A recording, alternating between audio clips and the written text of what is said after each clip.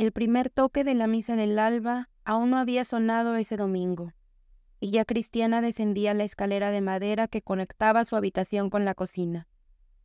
Sin embargo, encontró la estufa ya encendida, y aunque las tazas y los platos estaban todos alineados ordenadamente en la rejilla, y el frasco de azúcar estaba en su lugar habitual, se dio cuenta, por el aroma que se dispersaba en el aire, de que su anciana suegra ya se había tomado el café a escondidas.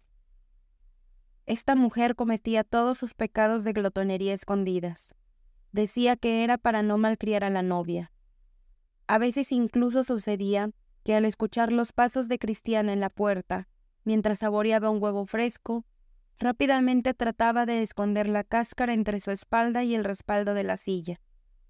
Pero pocos minutos después, se levantaba para ocuparse de sus asuntos, olvidando el subterfugio, y la cáscara rota, aplastada y pegajosa de amarillo, aparecía ante los ojos burlones de Cristiana.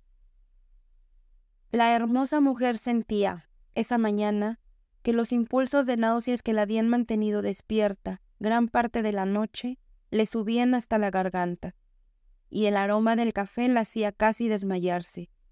Pero como de costumbre, por orgullo, no se atrevió a pedir un sorbo. Al acercarse al armario, sacó un tazón de sopa de la noche anterior e intentó tragar algunas cucharadas, pero no pudo. El estómago se revolvía ante el frío y salado alimento. Se envolvió la cabeza con una bufanda negra. Apenas volviendo los ojos hacia la anciana, dijo con voz dura: «Voy a misa. Buenos días». «Buenos días», respondió la suegra, sentada pelando verduras en el balcón de madera. Desde donde la miraba se extendía sobre una interminable ondulación de colinas y llanuras que en esa hora incierta parecían grises bajo un cielo gris y rosado. Ella seguía siendo fresca y majestuosa a pesar de sus 75 años, con una amplia frente convexa, la piel tensa, los brazos leñosos, ásperos de nudos y una boca muy fina, retraída, cerrada, que solo revelaba una vida pasada en la implacable dureza del trabajo y en el implacable ejercicio de la virtud. Fatiga y virtud que ella exigía de sus hijos y de las esposas de sus hijos, sin indulgencia consigo misma, sin indulgencia para los demás.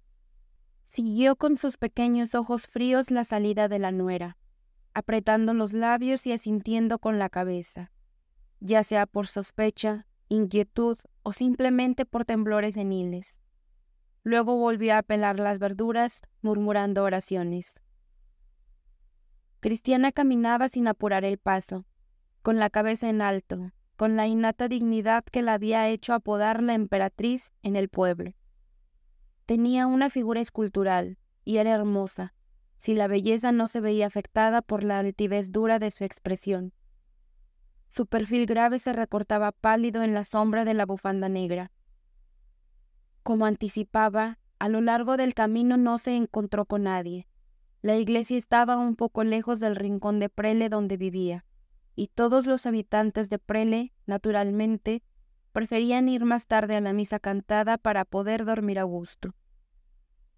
En el camino de Sabiarosa, flanqueado a la izquierda por la colina de viñedos y a la derecha por una hilera de acacias en flor, se apoyó en un tronco, exhausta, con los labios lívidos. El perturbador perfume de los blancos corimbos le hacía falta el aliento. Sin embargo, intentó superarse a sí misma y continuó, más rápido, su camino. Cerca de una cantera de mármol fibroso y angustioso, como una laceración en un cuerpo vivo, el hombre que esperaba se le presentó, saliendo de la cabaña del tallador de piedras. Ambos se deslizaron detrás de la choza y se quedaron apoyados en la pared de madera, frente a la empinada ladera de la colina dividida por el pico. Algo del silencioso tormento de esas rocas se reflejaba en el rostro de Cristiana, pero el hombre, un delgado individuo con pequeños bigotes y un perfil femenino, permanecía frío e impasible, como aburrido. «¿Qué quieres? Habla rápido. Alguien podría pasar y vernos», murmuró él. Ella vaciló un momento, luchando con la palabra que le hería antes de salir. Luego, ronca, pronunció: «Lo que temía es verdad, ya no puedo dudarlo». Siguió un silencio lleno de cosas no dichas, durante el cual los dos rostros fijos el uno en el otro tenían el mismo color ceniciento y la misma inmovilidad. ¿Qué debo hacer? Mi suegra se dará cuenta pronto. Giacomo regresa de Buenos Aires en 4 meses. Si no me ayudas, huiré, quién sabe a dónde, antes de que ella me avergüence, antes de que él me mate. ¿Qué debo hacer? Dime tú. ¿Estás realmente segura?, balbuceó el joven. Pareció encogerse, con la mirada incierta y esquiva de alguien que rechaza una responsabilidad que lo asusta. Cristiana lo enfrentó, lo atacó, amarga y violenta. ¿Acaso vendría a contarte esto si no estuviera segura? Escúchame, respóndeme. Tú mismo me lo dijiste tantas veces, que me querías. Entonces, es ahora, ¿ves?, que debes demostrarlo. Eres un buen mecánico, yo no me canso en el telar, en Francia, en Suiza, en América, donde quieras. ¿Te duele tanto dejar a los tuyos? Debes ser solo para mí ahora. Dime que sí. Se le acercó, apretándole los hombros con las fuertes manos acostumbradas al trabajo, y ella parecía el hombre, todo músculo y voluntad. Sin embargo, él escapó del agarre y apartó la cara. El aliento de la bella mujer, ácido y pesado por el desorden del estómago contraído, lo había hecho retroceder instintivamente. Cálmate, espera, tal vez te equivoques. El miedo juega malas pasadas. ¿Cómo quieres que me aleje ahora del pueblo? Mi madre está enferma del hígado, lo sabes. Hablaremos en unos días con más calma. Viene gente de la granja de las viñas, ¿no ves? El sol ya está alto. ¿Pero qué debo hacer? ¿Qué debo hacer?, repetía la otra con la monotonía de los maniáticos. Oh, por Dios, ¿sabes lo que quiero decirte? Ustedes, las mujeres, tienen muchos medios. Al fin y al cabo, no deben hacer. Eso es. Cristiana dejó caer los brazos y lo miró como se mira a un loco. Luego empezó a reír suavemente, a intervalos. He entendido, dijo. Adiós, héroe. Siempre mirándolo a la cara, mientras él permanecía inmóvil, retrocedió unos pasos y giró la esquina de la cabaña. Luego se dirigió impetuosamente hacia el pueblo, ya sin preocuparse por él. En la súbita oscuridad de sus facultades, en la oscuridad en la que el alma se tambaleaba, el instinto guiaba sus pasos, como una mano desconocida pero segura e imperiosa guía los de un ciego. Liberarse. Su amante se lo había aconsejado. La palabra, sin sonido, pero cargada de un significado terrible, golpeaba a sus sienes con el martilleo sordo, igual, incesante de un martillo de máquina. Liberarse, de lo vivo y de lo aún no nacido al mismo tiempo. Se avergonzaba de llevar en su vientre la impronta de aquel que no la quería. Más que el miedo a un escándalo, esta vergüenza secreta la afectaba profundamente. Y sin embargo, ¿cómo lo había amado? Casi con rabia, tanta era la pasión, y él, con qué hambre y con qué furia se lanzó sobre ella, a lo largo de los márgenes y detrás de los matorrales de los cómplices senderos salvajes.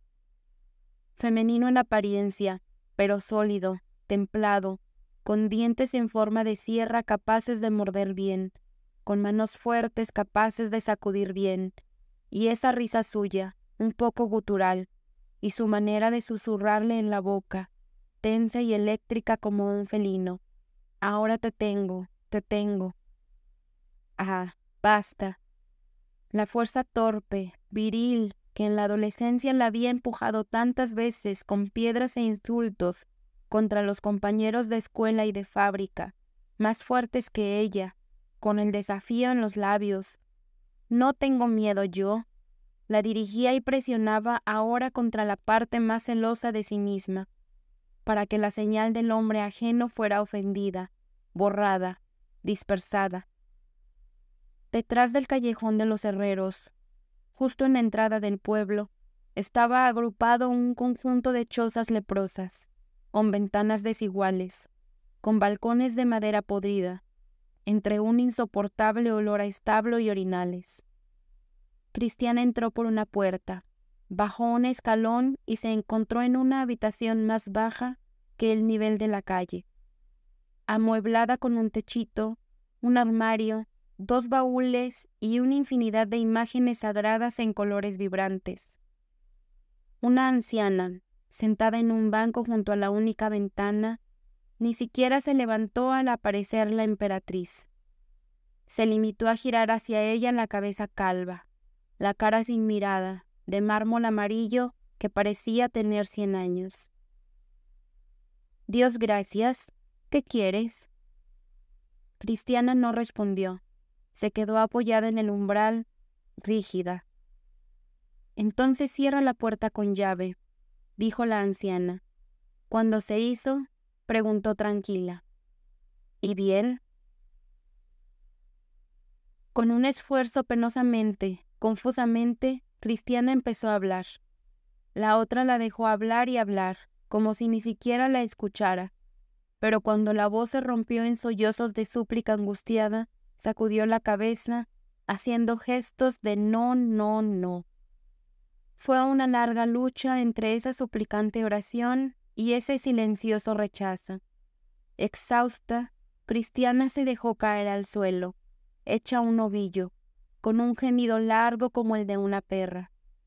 Solo entonces vio a la anciana levantarse con esfuerzo, y ya no le pareció más alta que cuando estaba sentada, y arrastrarse con zapatillas hasta una pequeña puerta que cerró tras de sí. Por algún tiempo, 10 minutos, 1 hora, silencio. La puertecita se volvió a abrir.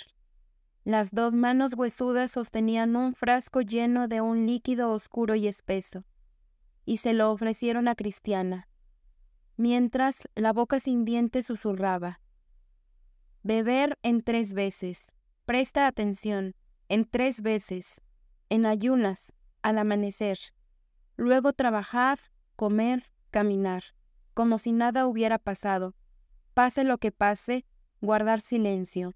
Lo hago por ti, porque me das lástima. ¿Entendiste? 10 francos. Tengo 5. Llevaré el resto». Cristiana sacó un pañuelo del bolsillo, desató un nudo, de donde salió un billete mugriento, que colocó en el armario. En el mismo pañuelo escondió el frasco y lo guardó todo en el bolsillo. Luego, con un gesto de agradecimiento y despedida, encontró la puerta. La anciana ni siquiera la siguió con sus ojos blancos. Volvió, imperturbable, a sentarse junto a la ventana, ocultando el billete de 5 liras entre la camisa y la vestimenta. Pero otros ojos debía enfrentar Cristiana en el umbral de su propia casa. Observadores, astutos y enemigos, los ojos de su suegra.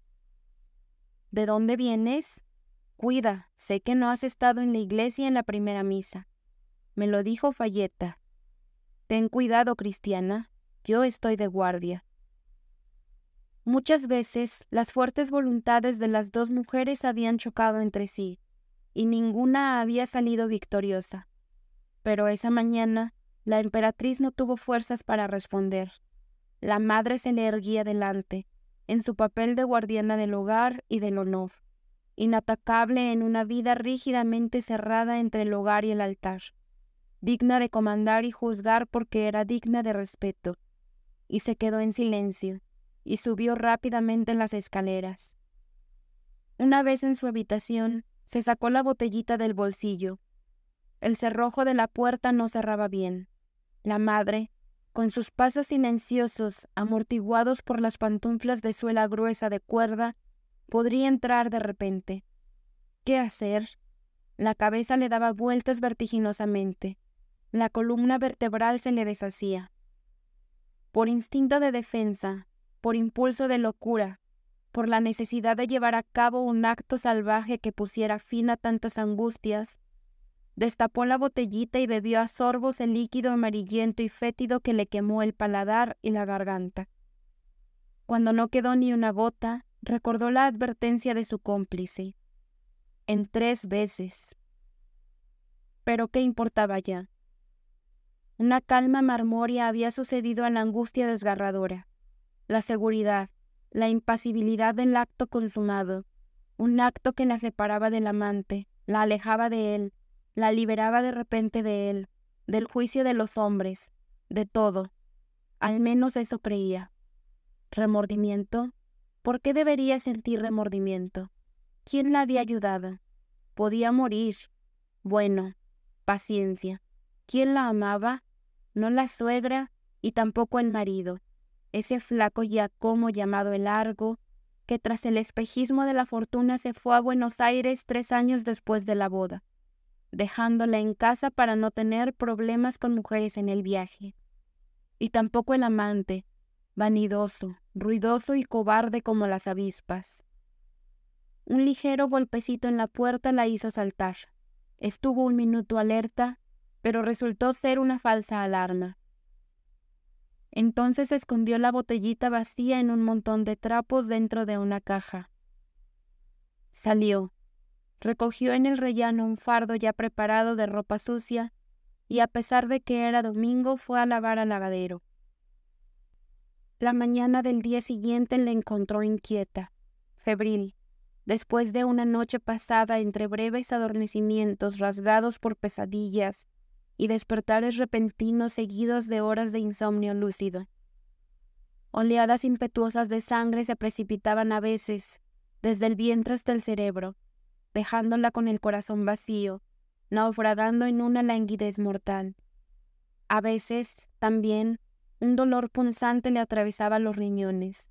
Parecía llevarse trozos de vísceras consigo. Sentía que una agonía ocurría en ella, de otro ser vivo en su interior, y al sentirlo morir dentro de ella, de esa manera, comenzaba a comprenderlo, a amarlo, a asustarse de lo que había hecho. Un monstruoso evento estaba teniendo lugar por su voluntad.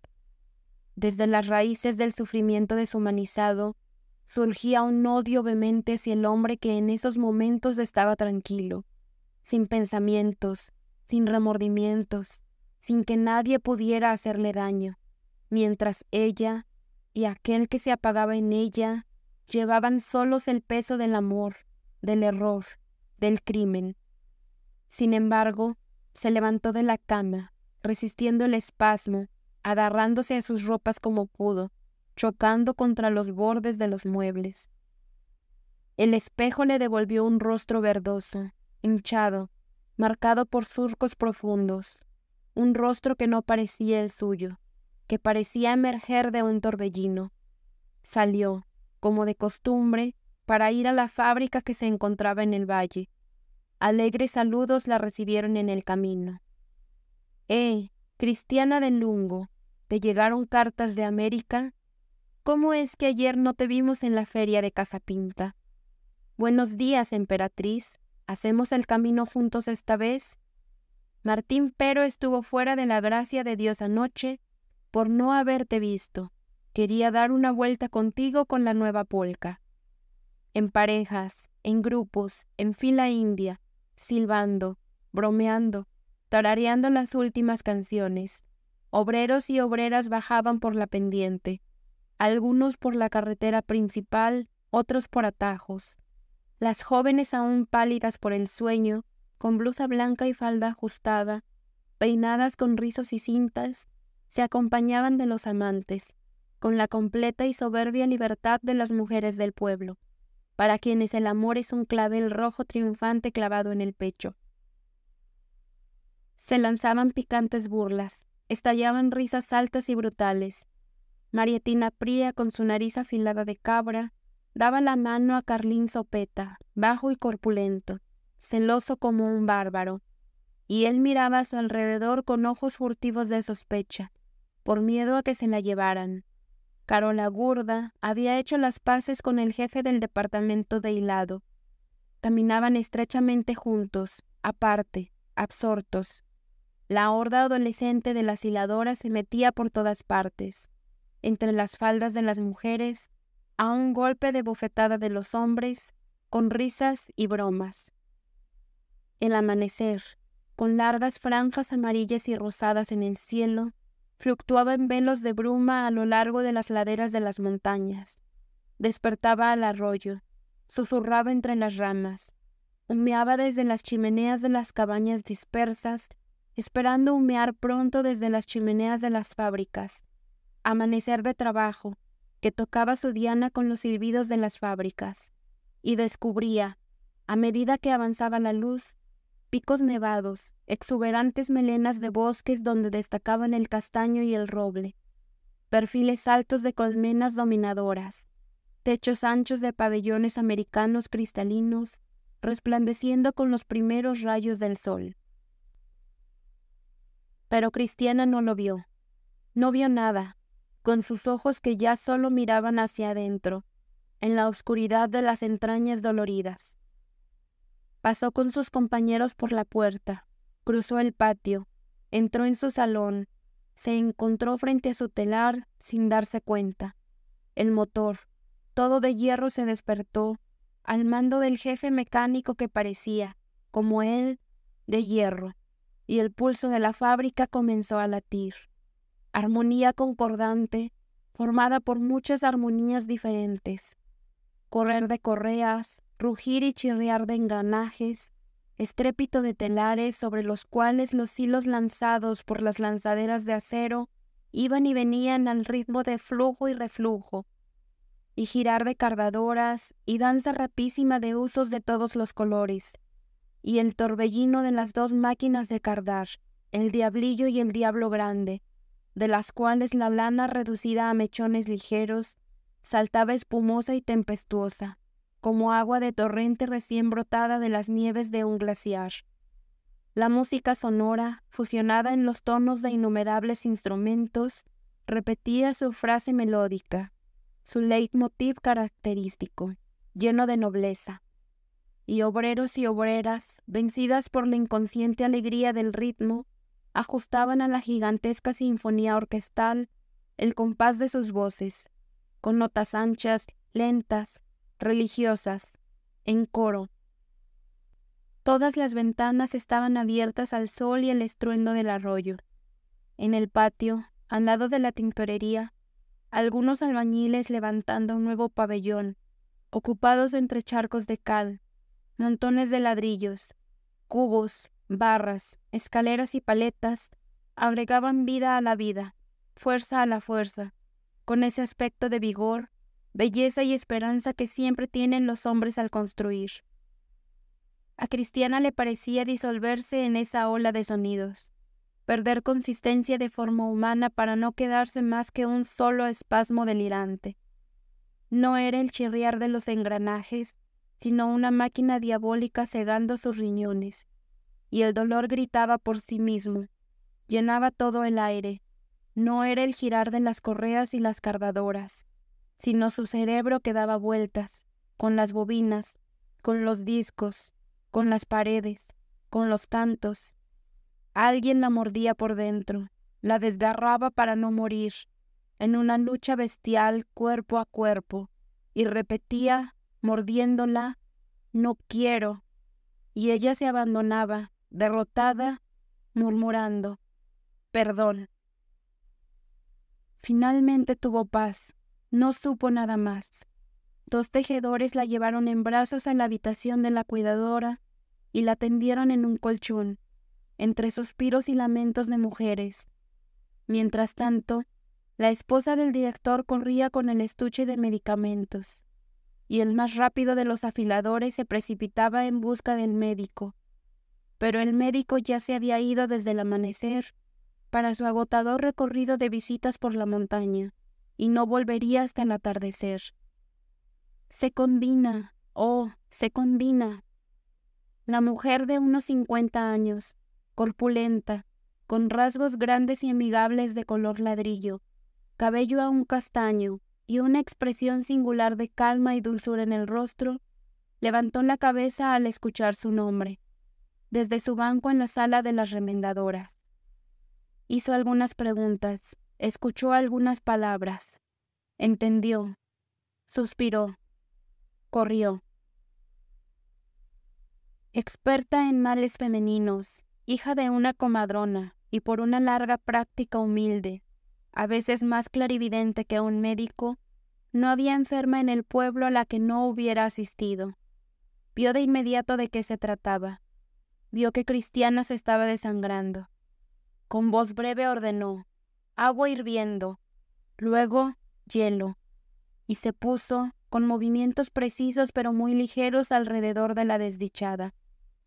Mina, la cuidadora, la seguía como una sombra, ayudándola nerviosamente, con algodón, gasas y bolas de algodón, y tenía la apariencia de una monja en su palidez clorótica de solterona flaca, asustada, escandalizada, pero de corazón amable y lista para los actos de piedad.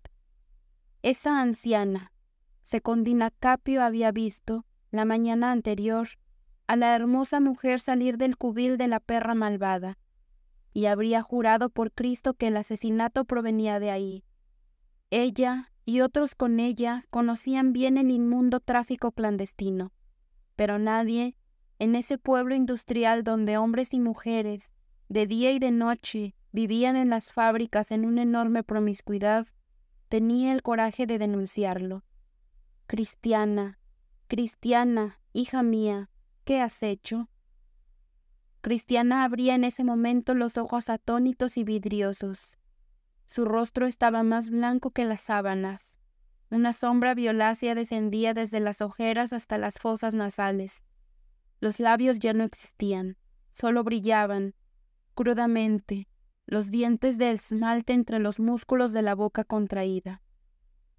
«Es justo», murmuró en un susurro, recuperando la conciencia solo para tener la percepción de la verdad, la verdadera verdad, la única que se puede llevar con nosotros en la otra vida. Ella estaba sola con su hijo al borde de la sombra, una miserable criatura de carne, ofendida por sí misma en las raíces del ser. ¿A dónde iba ese arroyo cálido y rojizo que salía de ella, que sentía fluir, fluir, fluir? Y ella iba detrás de ese arroyo, flotaba sobre él, entraba con él en una oscuridad sin resquicios, sin escape. Un sonido rítmico llegaba a sus oídos, a veces suave como un zumbido, a veces alto y lleno como un coro de iglesia. Era la canción de los telares, la vieja canción al ritmo de la cual había crecido y vivido, en alegría y fuerza, y también ella descendía con ella, la vieja y conocida canción, en la oscuridad sin resquicios, sin escape. «Es justo», suspiró de nuevo, tratando penosamente de sonreír a Capio y a la cuidadora. El tiempo pasó, el atardecer cayó, los albañiles se fueron en silencio, los carros de los expedidores chirriaron con las balas de tela, las máquinas se aflojaron y luego se callaron.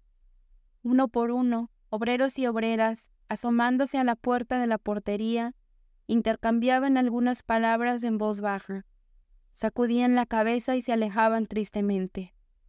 También el médico, que corrió frenéticamente hacia las 6, después de intentar en vano algunas inyecciones, se fue, mascando amargamente y sonriendo en verde, con una cierta mueca entre dolorosa y cínica que le mostraba los dientes oscuros entre la barba mal cuidada. Malditas mujeres, malditos sus líos, como si yo no entendiera qué hay ahí debajo. Cosas de un fiscal del rey.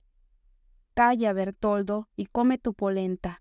Total, hablar no sirve de nada.